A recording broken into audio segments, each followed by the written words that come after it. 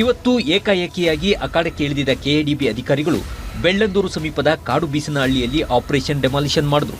ಸುಳಿವು ನೀಡದೆ ಬಂದ ಜೆಸಿಬಿ ಇಟಾಚಿಗಳು ದೊಡ್ಡ ದೊಡ್ಡ ಕಟ್ಟಡಗಳನ್ನೇ ಧ್ವಂಸ ಮಾಡಿತ್ತು. 10 ಗೋಗರದ್ರು ಕ್ಯಾರೆ ಎನ್ನದ ಕೆಎಡಿಬಿ ಅಧಿಕಾರಿಗಳು 20ಕ್ಕೂ ಹೆಚ್ಚು ಮನೆಯನ್ನ ಒಡೆದು ಹಾಕಿದ್ದಾರೆ.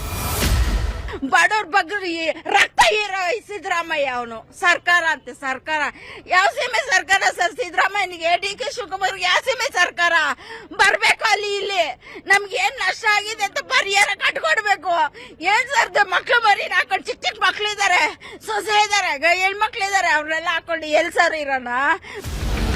ಕಾಡುಬೀಸನಹಳ್ಳಿಯಲ್ಲಿ ಸುಮಾರು 4 ಎಕರೆ ವ್ಯಾಪ್ತಿಯ ಜಾಗವನ್ನ 2005ರಲ್ಲಿ ಕೆಎಡಿಬಿ ತನ್ನ ವಶಕ್ಕೆ ಪಡೆದಿತ್ತು. ಅಲ್ಲಿನ ಜನರನ್ನ ಬೇರೆಡೆಗೆ ಶಿಫ್ಟ್ ಮಾಡೋಕ್ಕೂ ಸಜ್ಜಾಗಿತ್ತು. ಆದರೆ ಕೋರ್ಟ್ ಮೆಟ್ಟಿಲೇರಿದ್ದರಿಂದ ಕೆಎಡಿಬಿ ಸುಮ್ಮನಾಗಿತ್ತು. ಇದೀಗ ಕೋರ್ಟ್ ಆದೇಶದಂತೆ ಪರಿಹಾರ ಕೊಡದೆ ನೋಟಿಸ್ ಕೂಡ ನೀಡದೆ ಏಕಾಏಕಿ ಡೆಮಾಲಿಷನ್